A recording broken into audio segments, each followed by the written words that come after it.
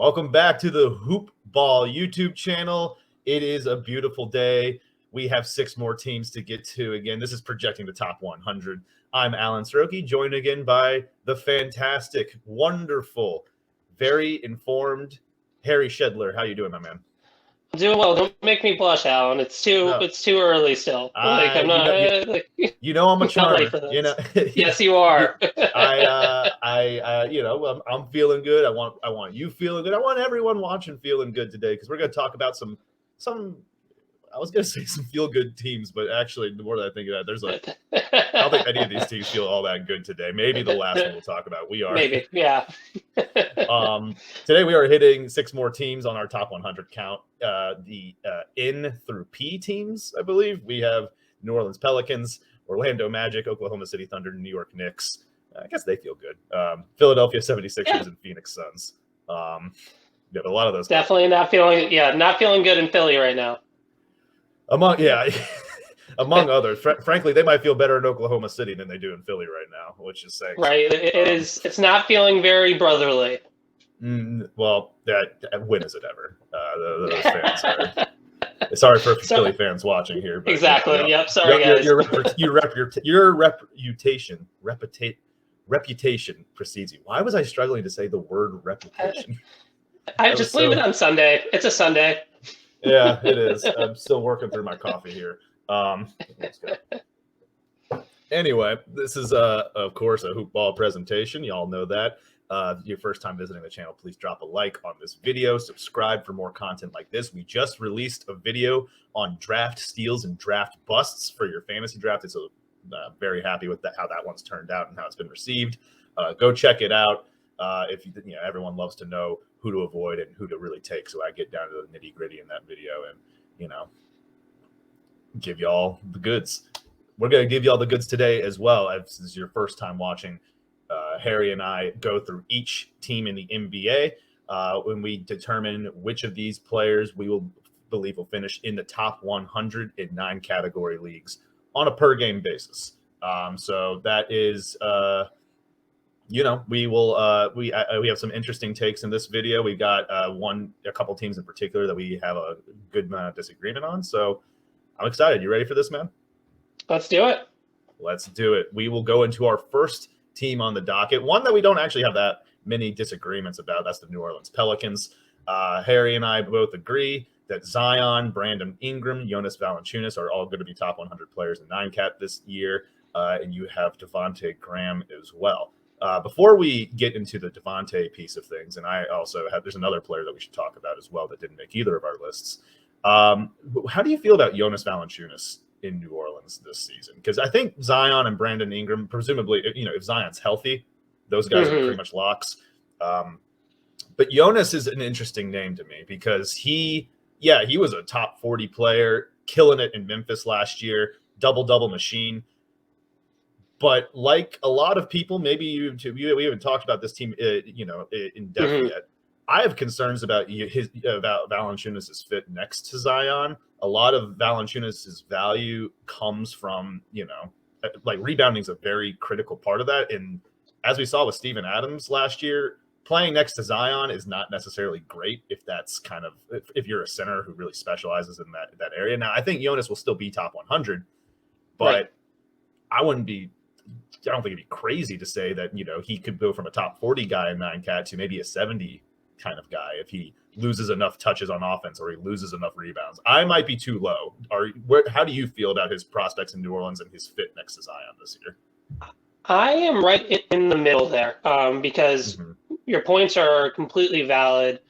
However, I think what's going to be interesting is when they go to the second unit, and that's where I think if I'm the head coach for the Pelicans, who I'm blanking on right now, sorry really about that. Thank you. If I'm Coach Green, I'm thinking, okay, let's sit Brandon Ingram and Zion at the same time, at least in the first half, and give Valanciunas his touches. Because bare minimum, it's just going to open three-point shooting avenues for what is now a better three-point shooting team, and not to lead into Devonte Graham. Part of the reason why I was thinking about that is that potential combination of that inside-outside game between Valanciunas and more of the role players.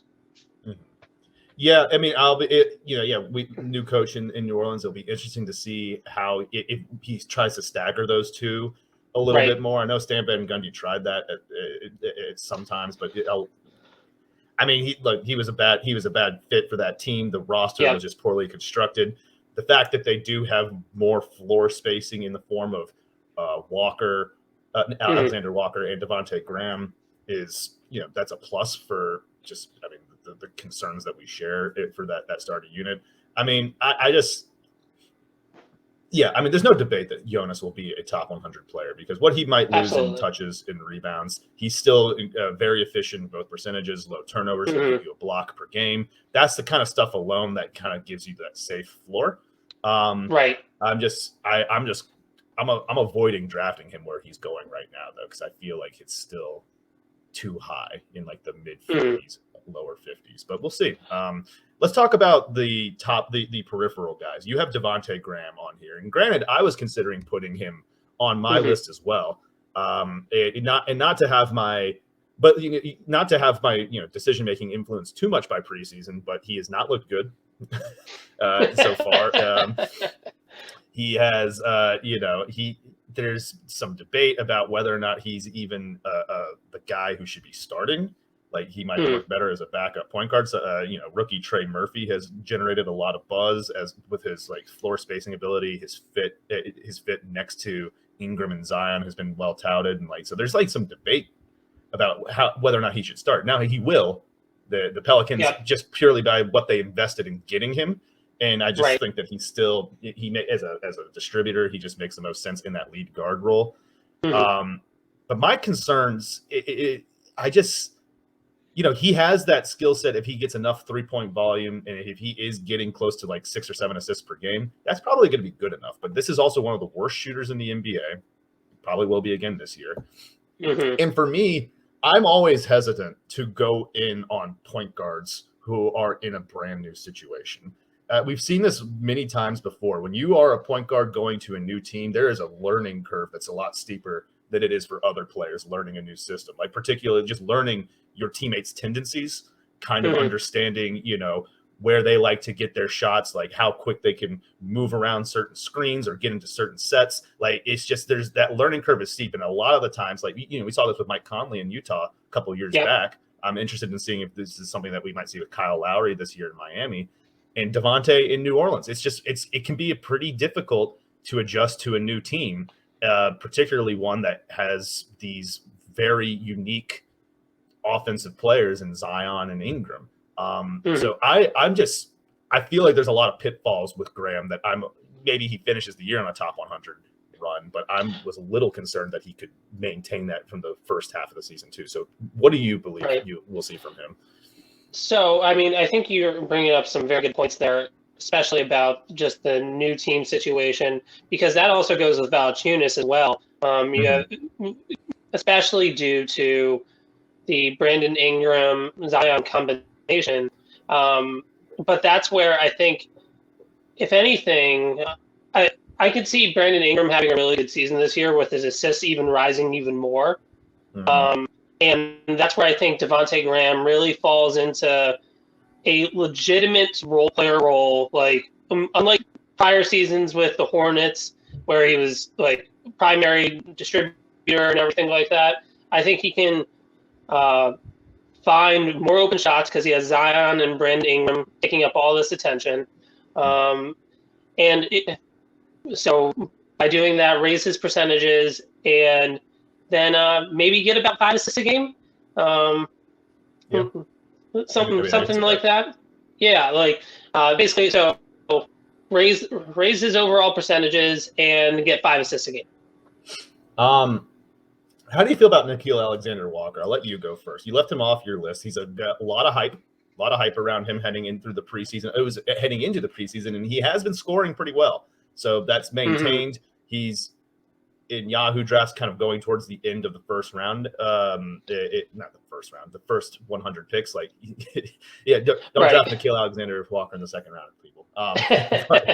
So yeah, walk me through it. Why did you not include him? What are your thoughts about his outlook this year? So for me, it's my own personal preference of drafting. I try to tend away from the hype guys, especially if I haven't seen it from the previous season.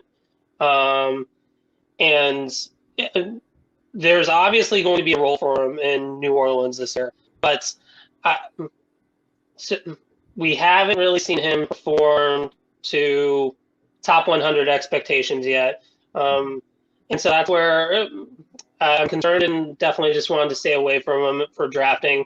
Maybe take take him with my last pick as a flyer, but yeah, that's probably where I prefer to get him to.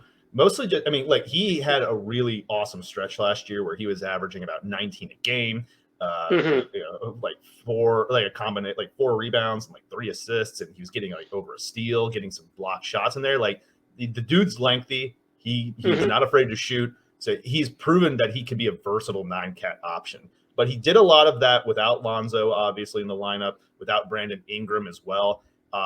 There's just, if this team is fully healthy, I imagine the 3 guys that we have on this list are going to command usage over him. I mean, Alexander Walker might average more shots than Jonas Valanciunas, but I it's just a wait and see for me. I don't want to I feel like there are better targets immediately following the top 100 picks I'd prefer to go to before Alexander Walker. But I think that he is more than just a scorer, though. And that's why I do like him in 9-cat, and I was debating putting him on this list.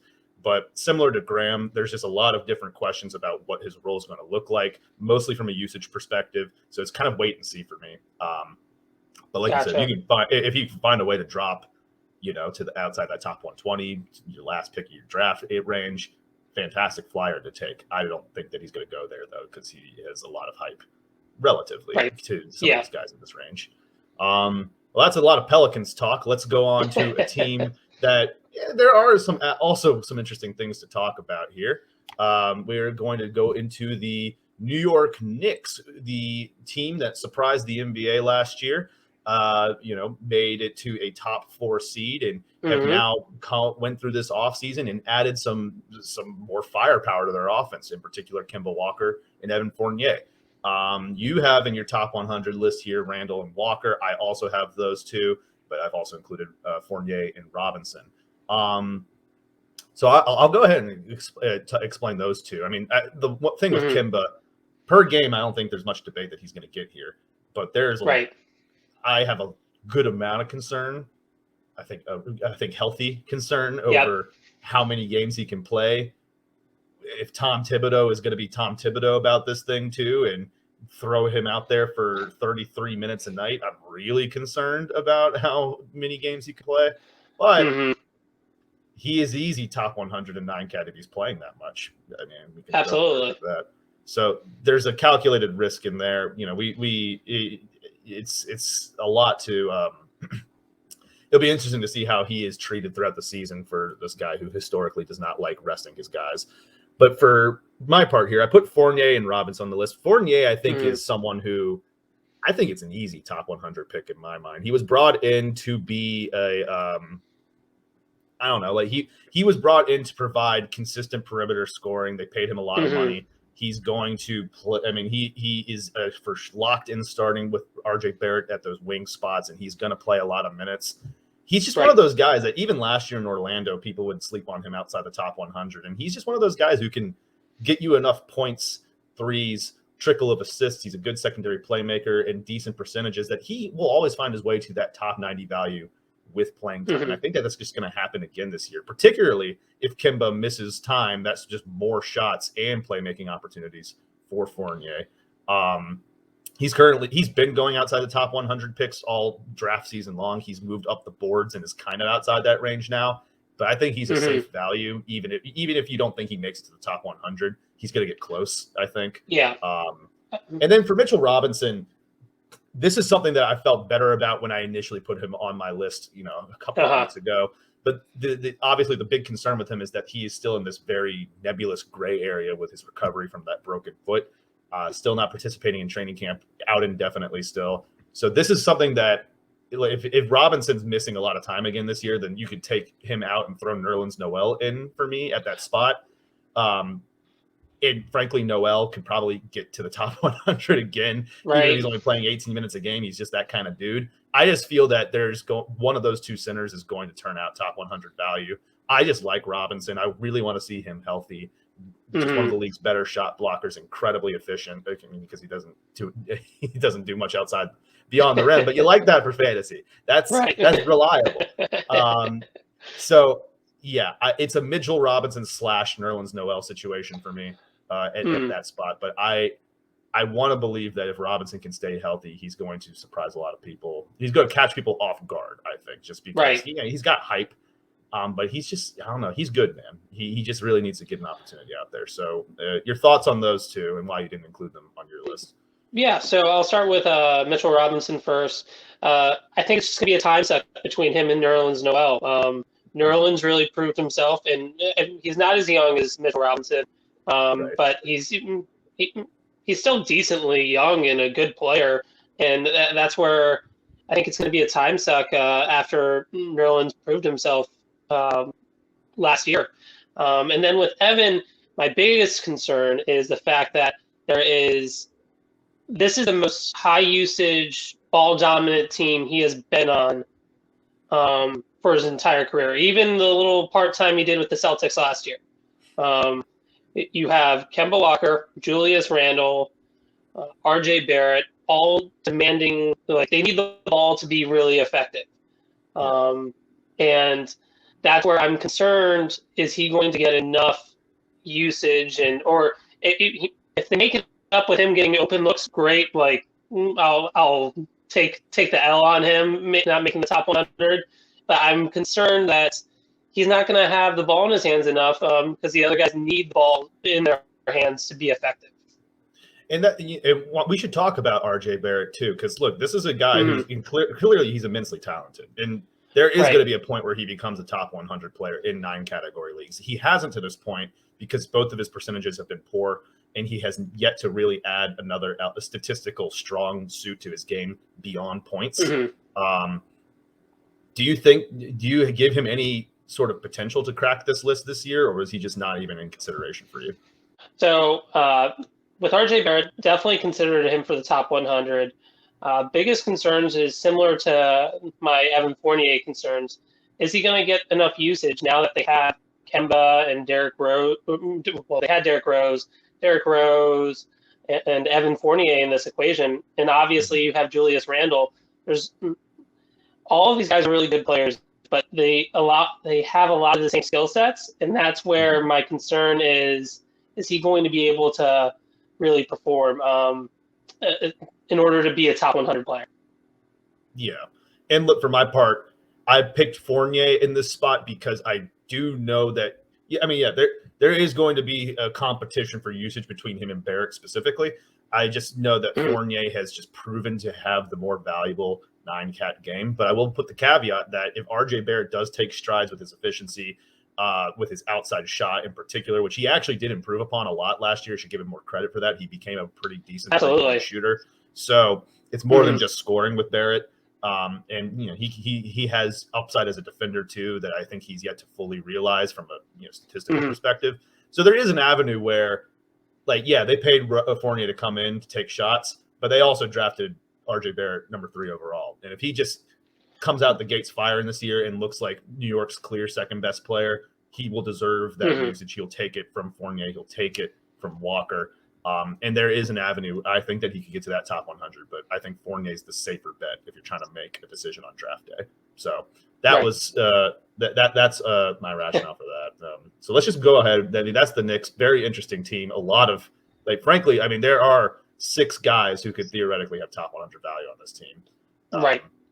And maybe even that's already a good amount. It's a good sleeper team. A lot of depth. And lots of talent. Yeah, lots of depth for sure. So let's go ahead and talk about the next team here. We don't have a whole lot to talk about here, as you can tell. We have Shai Gilgeous-Alexander, and that's kind of it. And I feel pretty. We're definitely in agreement.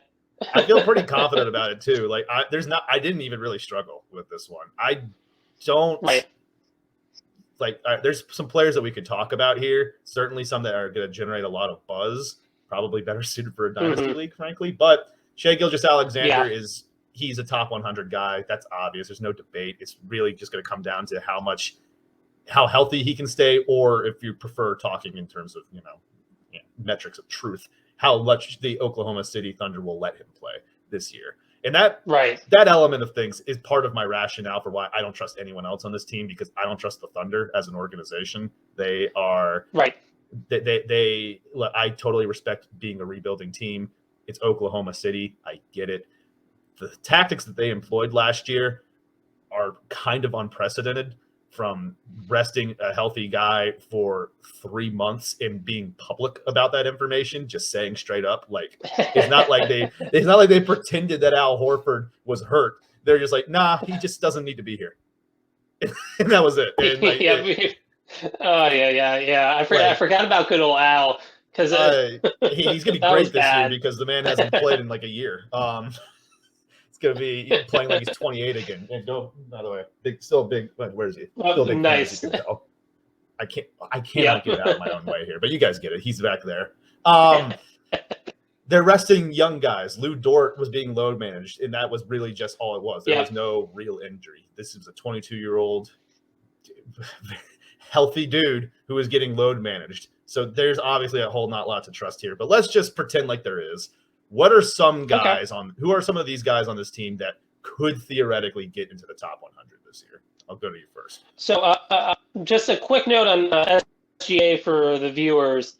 Just be hesitant about drafting him, knowing there might be a shutdown coming in March. Like if there's any injury, I think for redraft purposes, you might need to make sure you hedge your bets with him just a little bit. Yeah, for sure, top 100 player, but could shut down. But to the other players, I think you mentioned it earlier. It's definitely more of a dynasty team. So I think the one that fascinated everyone last year was Poku, and if what is he, like 6'11", 7 feet tall, has a decent handle for his height.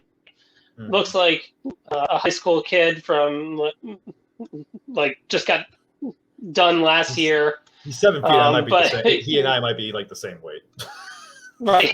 Or at least close to it. Dude might be just pushing 185. I don't know. Right, but he had some good games last year. Inconsistent with his shot. But he would be the one I'd be looking at. I know everyone also is talking about Josh Giddey. Me personally, I'm not as familiar with him. I've done a little bit of research on him, but depending on when they actually shut down players, he could be like a good flyer later on. And then finally, Lou Dort. He might kill your field goal percentage, but he'll be there potentially like at the end of the season playing, maybe. I don't know. Maybe. I could tell you're reaching a little deep there. Trying to kind of come up with some rationales there. I mean, look, Poku's definitely the hot topic name. And he really, I mean, look, I think that he's kind of maybe a year or two away before we can really start getting to that point. Maybe we start seeing it towards the end of this year, but he's still, from a physicality perspective, he's still not really there.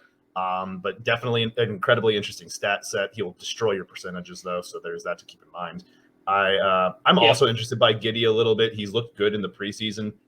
Not like I watch many of his games in Australia, but I know that he is got some of that he's got some point forward type of versatility. All those guys usually have a pretty nice stat set with rebounds and assists. If you can get involved in some defensive stats, that's a plus. But I don't know his game, and I don't trust the team, so it's hard to say that he's going to be a top 100 guy. The one player that I might be interested in that you didn't mention is Darius Bazley. And granted, he is probably not in the fold as like that team's long-term starting power forward, like perhaps Poku might be. But I do understand why he had a lot of hype going into last year, and he would have been a better 9-category league player if he didn't just blow out all of your percentages. So I just he has an appealing stat set from a defensive stats and threes perspective and get you some boards. If he can become any semblance of an efficient forward in the league, there's an opportunity there. Like he could be one of those guys who gets overhyped the previous year. Everyone is now turned off by him, and then this is the year that he comes out and surprises people. I'm not going to rule that out entirely, but he's someone else that I might think about. And then the other name is Derek Favors, who's going to come in and probably be this team's starting center, and he's probably going to play every other game because if they were willing to rest Al Horford for 3 months, what do you think they're going to do with Favors? Like they'll play him a little bit to showcase him for a trade, but Favors has been in the league for over a decade now. People don't need to see him showcased. They know what he can bring to the table. So, yeah, I don't have a lot of faith in any of those guys, but Shai Gilgeous-Alexander, that's the guy. So that's enough Thunder talk. Let's go to the Magic, where you and I have a lot of disagreements. This might be the only team so far where you and I don't have a single name in common. I have Jonathan Isaac, Chuma Okeke, and Wendell Carter. You have Jalen Suggs. And the thing that's great about this is that I don't feel confident in any of these names that we have up here. The Magic are I agree. The Magic are kind of a snow globe that's been shaken up right now, and the snow has yet to really fall down to the surface. There's just not only is there a lot of questions just about the new guys in town, all of these positions, like I'm not going to say the Magic are deep, but they have a ton of depth, a ton of people competing for the same minutes at the guard spots and the forward spots. So you went with Jalen Suggs. Talk to me about what you see in him this year, and in that backcourt in particular with Cole Anthony and RJ Hampton. You know, how do you see that shaking out? And Markelle Fultz. So, I'm going to say him. Fultz coming back, I believe, in December. But my main thing with him is just like a lot of the rookies in this class, so like especially the top 5, they're going to get minutes, and with that, I think they're going to get a decent amount of usage to the point where I would not be surprised if we see some Orlando trades come to the trade deadline for Cole Anthony, Markelle Fultz, whoever it may be. And because I think this draft class, these teams are really just going to back him. And with Jalen Suggs, I think he's going to get a lot of usage, and they're going to try and clear the way for him as the pure point guard of the team. Yeah, I mean, this is definitely going to be his team, one way or another. Right. Maybe Cole Anthony, RJ Hampton can play the two a lot more. Cole Anthony is capable of doing that as well. He's going to get the most opportunities, though, and I totally agree with that. The reason I didn't include him is just mostly because, I mean, I'm pretty low on rookies in general, and I wonder. I know that Suggs is an efficient player, and he's going to be capable of getting assists and steals. I just don't know if there will be enough there to get all the way up to a top 100 value. For rookie guards in particular, it's usually very difficult to get into the top 100 in their rookie season. Especially if they're their main point guard. Tons of concerns with efficiency and turnovers. Like you usually have to be either someone like a Cade Cunningham, who is versatile enough and brings a lot of other things to the table, or he's going to be playing a lot of 2-guard this year too. Kind of think of Tyrese Halliburton, who was a 2 last year, played alongside Fox, very efficient. I mean, he was a top 100 guy because of that efficiency. Cade might get there more on just volume of points, rebounds, assists, and maybe a trickle of defensive stats as well. But yeah, I'm hesitant to really ever go with rookie guards. So I just kept him off more from that philosophical perspective. Gotcha. For my part, the front court's really fascinating too. I put Jonathan Isaac up here, who I think no doubt when he plays will be a top 100 player on a per game basis. Having said that, with that caveat, no chance he's a top 100 guy by totals this year. I just don't see he's going to get rested a lot because of the injury, because the Magic aren't playing a lot. He is, there's the additional risk of him being unvaccinated that, he won't be able to play certain stadiums.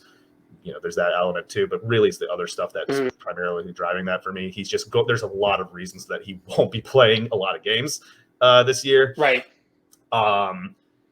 So, and part of that's why I like Chuma Okeke, who is going to be a direct beneficiary of that. And even when Isaac's out there, I still think will have a decent role should he get healthy. He's dealing with that bruised hip right now, and he is competing with rookie Franz Wagner. But when you look at post-trade deadline for the Magic last year, Okeke was the only guy inside the top 100, and he was in there by a wide margin. I mean, he was a top 70 player, and he gets it done with defensive stats. Threes. He can get you assists from the forward spot. He is an incredibly well-suited player for 9-cat. And I think that versatility will allow him to play in different configurations. The small forward spot in particular is an area on this team that has a lot of question marks. Between Okeke and Isaac can get minutes there, and outside those two, your only other options are Gary Harris and Terrence Ross, two guys who are going to play this year. Right, but it's like they don't have a real consistent option for that spot. And I think that Okeke has a case to really get into the mix in that capacity, regardless of who's playing. And then Wendell Carter, I went with just because I feel like between him and Mo Bamba, one of these guys are going to be a top 100 player this year.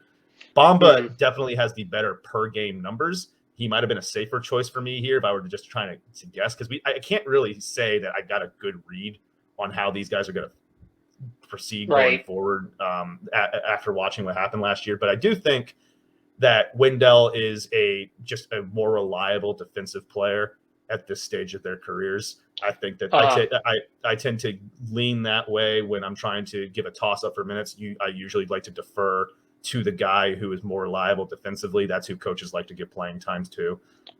If Wendell can really capitalize on that passing prowess that he displayed in college, that's an avenue to where he could maybe add something else to his game statistically. We saw that to a degree in Chicago before he got traded last year. But in Orlando, he was close to the top 100, about averaging nearly a double-double, 12 and 10 a game almost. So I think that he's just a better player than Bamba and will get those opportunities. But it's a toss-up, and it's possible that neither of them make it the cut. But I want to say that one of them will. And the other guy I mentioned just briefly, and I wanted to put on this list, but I'm just like, Alan, you can't put 4 Orlando Magic players on this list. That is irresponsible. I will say Terrence Ross is a guy who is absolutely being slept on right now in drafts. This guy didn't play at all after the trade deadline, because why would he? But he's still on this team. Right. He's a very logical trade candidate. And the Magic are going to put him out there to remind people of that, I do believe. I think that he has that role at that small forward spot that he can slot into. He can be second on this team in shot attempts up to the trade deadline. I mean, and he's been a borderline top 100 player in a role like that with Orlando in the past, with the threes and the steals, just on that high volume. For the past 3 years. Yeah. There's no when you talk about reliable offensive options on this team, it's kind of him. And it's a long drop off to the next guy. So I really like his prospects to be top 100 to start the year, but then he's almost certainly going to get traded, and I'm not going to. Who knows where that's going to be, and who knows what that role will look like when he does get dealt. But he's a guy that talk about if you want like a boring last flyer pick that you want to pay off for you. I think he's your guy. I'm very bullish on him. But yeah, that is Any other thoughts on that front court before we move on to our next team? The only thoughts would be for Jonathan Isaac, and part of the reason I didn't put him on mine is because we're not exactly sure when he's going to come back and start the season and everything. Yeah. And so that's always a concern. And you brought up good points about he's unvaccinated, and we don't know how many games he's going to be able to play in some of these states. Or if there's going to be, or if he's going to be able to play, they're going to give him an exception. So we'll see. Yeah, I mean there is an element of that too. I mean that element is very up in the air. But just given Isaac's injury history, and given just the situation that Orlando is in, it's just going to be something that's going to be pretty tough to rely on. Unless if you can get him after your first 100 picks, that's where I prefer to get him. If you're in a roto league, you could probably afford to go a little earlier than that, but that is just yeah, that's really all I can say in that respect. Per game seems like a good bet for top 100. There you are, Harry. Yep, I'm back. Were you able to hear me during that moment? Didn't hear you, but I was just rambling about Jonathan Isaac, so you didn't miss anything. Well, perfect. So like I could hear. Yeah. Okay. Yeah, let's keep moving. Sorry. No, don't apologize at all. You are here, and we are getting through this. We only have 2 more teams on the docket. One of them is very interesting for the wrong reasons. Yes. The Philadelphia 76ers. We have a lot of agreement here. You'll need Joel Embiid, Tobias Harris. You'll notice that Ben Simmons is on the list with some separation from these other guys, a symbolic, I guess, representation of reality right now, because he's away from the team and he's going to remain away from the team. We both agree that whenever he does get traded, he's going to be a top 100 player. I mean, almost certainly. I can't imagine a scenario what it would take for him to not be. I mean, look, he's not. I'm not saying that he's like a top 30 guy no matter what. I mean, like, I'm pretty sure Ben Simmons was barely outside the top 70 in 9-cat last year. Yeah.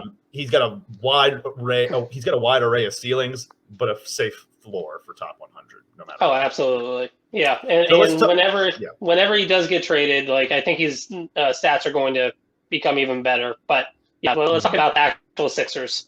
We'll get there when we get there. That's all. I mean, where you draft Ben Simmons, if that's your question, I don't have an answer for you. I'm not going to do it.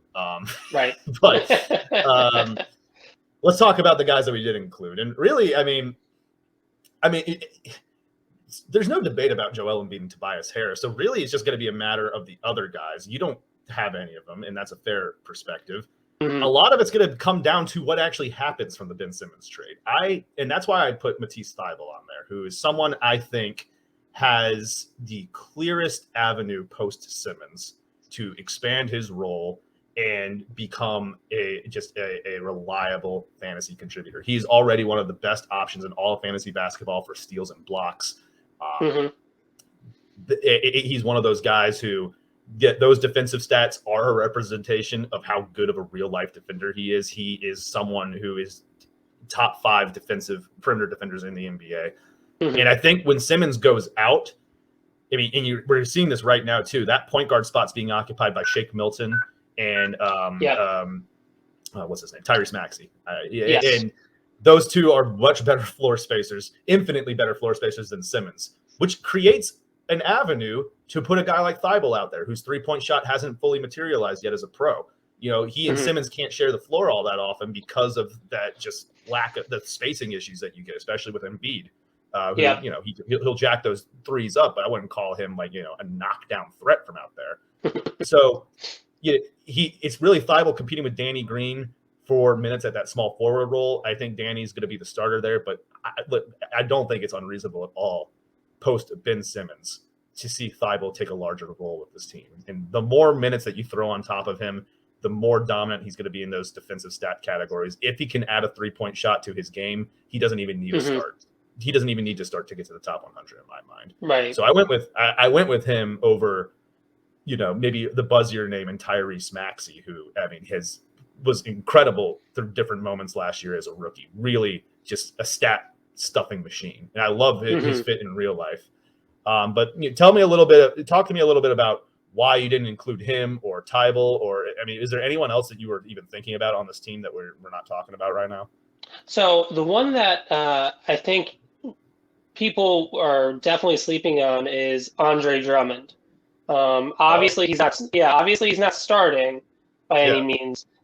But we all know Joel Embiid is going to miss approximately 20 games, and Andre Drummond can bring that value for those 20 games and obviously provide like a solid bench role.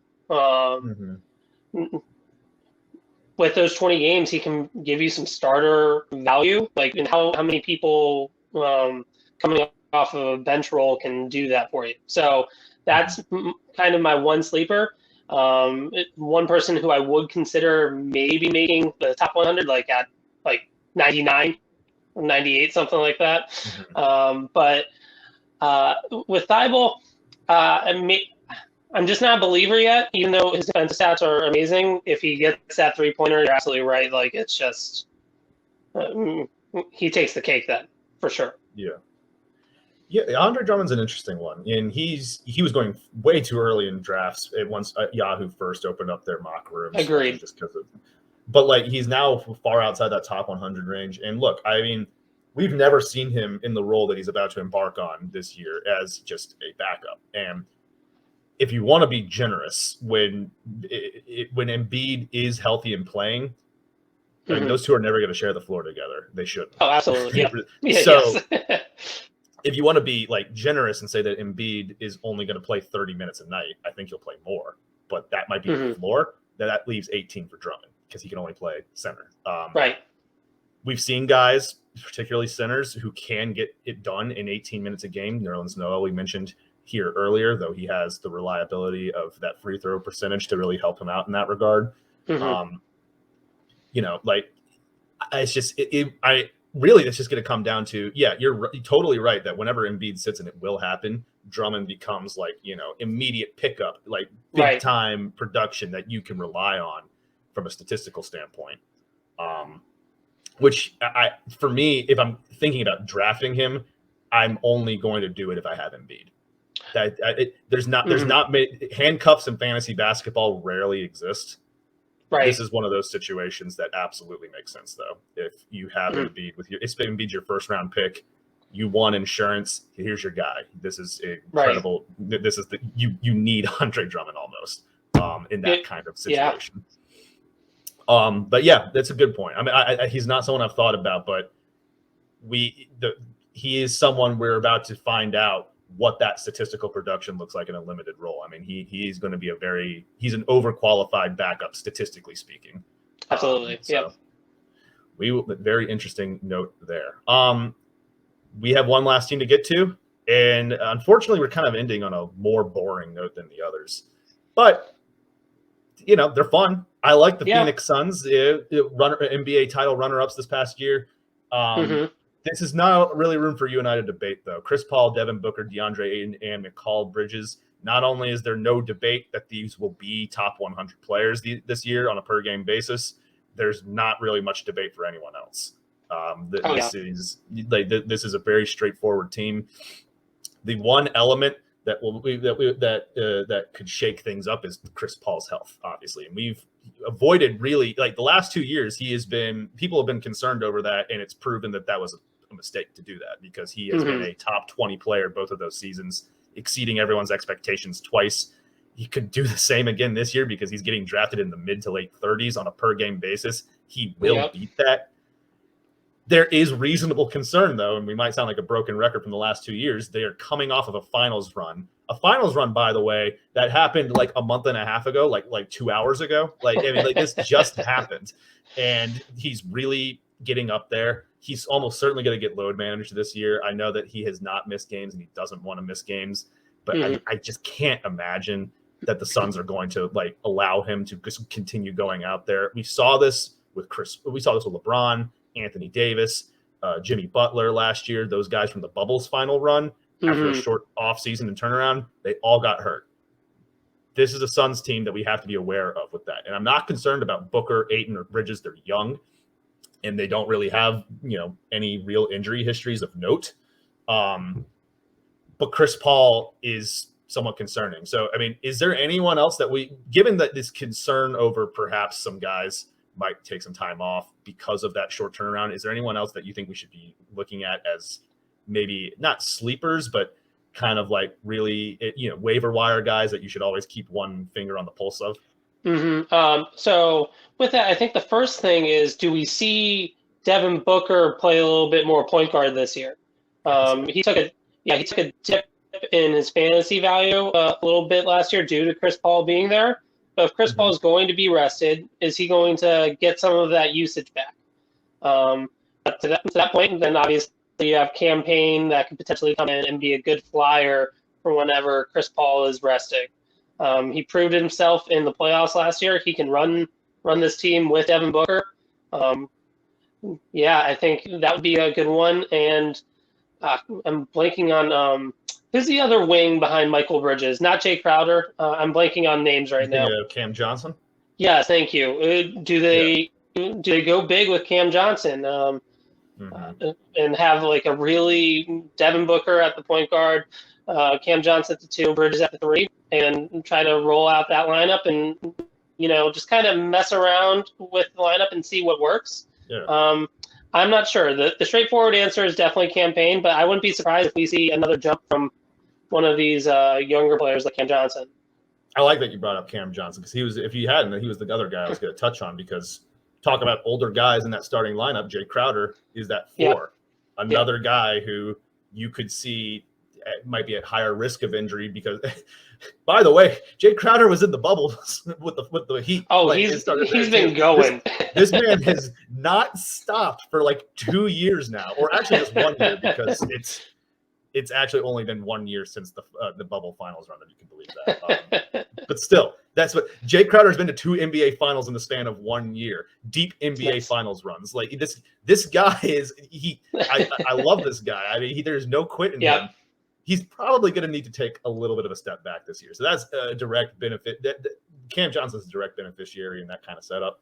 And he has a pretty interesting fantasy game that he can get you some threes. He's proven himself somewhat of depth of getting involved in both defensive stats. Really smart player, and someone who I think should take a leap logically this year and might even have more of a role. So I'd keep tabs on both of those guys. Don't draft them, but I think both of those guys should something arise injury-wise with this team, or just good old load managing. Those are 2 very strong candidates to take a step up. So we are almost done, Harry. We only have one more video that we need to get to on this series. We're going to cover this last 6 teams, but very interesting ones that we covered today. I mean, I'm excited to get there with you. We'll probably release that video a little bit later this week, right in time for your fantasy drafts. If you are like me and doing them all at once in the last weekend. But thanks again, everyone, for watching this video. If you like what you heard, drop a like on the video, subscribe to the YouTube channel, follow Hoopball Fantasy on Twitter at Hoopball Fantasy. Harry, as always, it was a lot of fun. I'm looking forward to the next one with you, man. Always a pleasure, Alan. All right. You take it easy, everyone.